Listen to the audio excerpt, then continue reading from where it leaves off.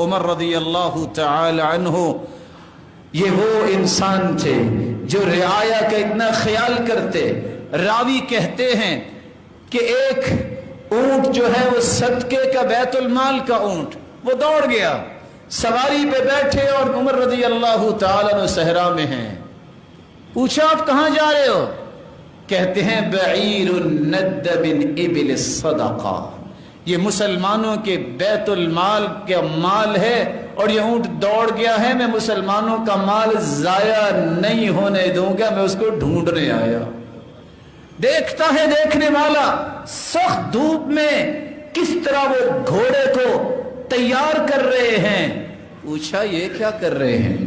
کہا اس کو گھوڑے اور اونٹ کو تیار اس لیے کر رہا ہوں کہ اس کی قیمت زیادہ لگے گی، مسلمانوں کا بیت المال مضبوط ہوگا. یہ وہ عمر تھے رضی اللہ تعالی عنہ، یہ مسلمانوں کا خیال کرتے، اپنا خیال نہ کرتے. اور راوی اس لیے کہتے ہیں لَظَنَنَّا أَنَّ عُمَرْ سَيَمُوتُ هَمًّا بِأَمْرِ الْمُسْلِمِينَ، ہمیں ایسے لگتا تھا کہ رعایا کے غم میں کہیں عمر فوت نہ ہو جائے. ابی ابن کعب رضی اللہ تعالی عنہ اور عمر رضی اللہ تعالی عنہ کی کوئی بات ہو گئی. اس فیصلے کو سیدنا زید رضی اللہ تعالی عنہ کے پاس پیش کیا گیا. سیدنا زید نے خلیفہ سمجھ کے کہا کہ آپ یہاں تشریف لائیے.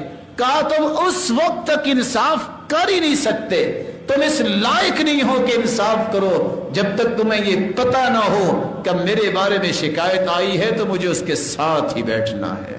جب مصر کے اندر عمر بن عاص گورنر کے بیٹے نے ایک قبطی مصری کے ساتھ گھوڑا دوڑایا، مصری کا گھوڑا آگے چلا گیا، اس نے کوڑا نکالا اور قبطی کو کوڑے کے ساتھ مارا اور ساتھ کہتا ہے انا ابن الاکرمین، میں تو عزت والوں کا بیٹا ہوں، تمہاری جرت کیسے ہوئی کہ تم گھوڑا مجھ سے آگے لے جاؤ. اس نے گھوڑا دوڑایا، مدینہ پہنچا اور آ کے کہتا ہے وا اسلاما، ہائے اسلام کی دہائی. عمر نے اپنا ساتھی بھیجا، بلاؤ. عمر کے پاس بلایا گیا، سارا قصہ سنا، پیغام بھیجا، گورنر بھی آئے، گورنر کا بیٹا بھی آئے، بلایا گیا. صحابہ موجود ہیں.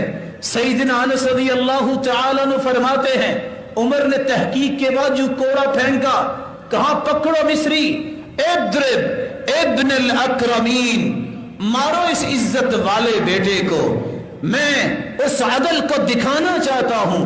پھر کہا تم نے کب سے لوگوں کو اپنا غلام بنایا ہے؟ اس کو سزا دلوائی کہ تم اس لیے مار رہے ہو کہ تم گورنر کے بیٹے ہو.